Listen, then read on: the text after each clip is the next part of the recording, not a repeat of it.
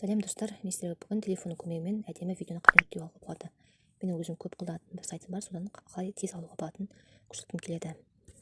Біз сториске видео салғанда бір әдемі видео іздейміз, бірақ дұрыс видео таба алмаймыз.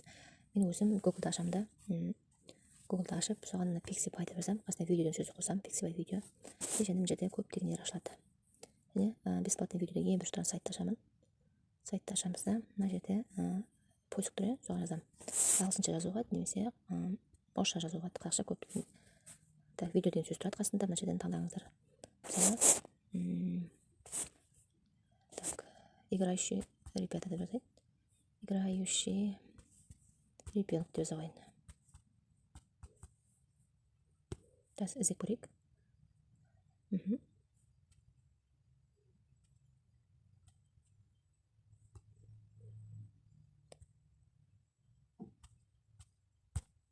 Үстін басып қарауыңызға болады.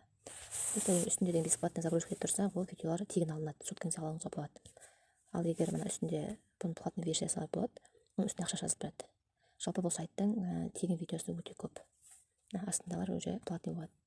Скидка деп тұрған платный болады, похожий видео. Өстіп қопарып қарай берсеңіздер болады. Мына үстіндегі бесплатный загрузканы басып, скачать деп аласыздар. Скачать дегенде телефонға тіке түседі. Сториске, постқа сала берсеңіздер болады. Достар, видео пайдалы болса, лайк басып, подписывайтесь болыңыздар.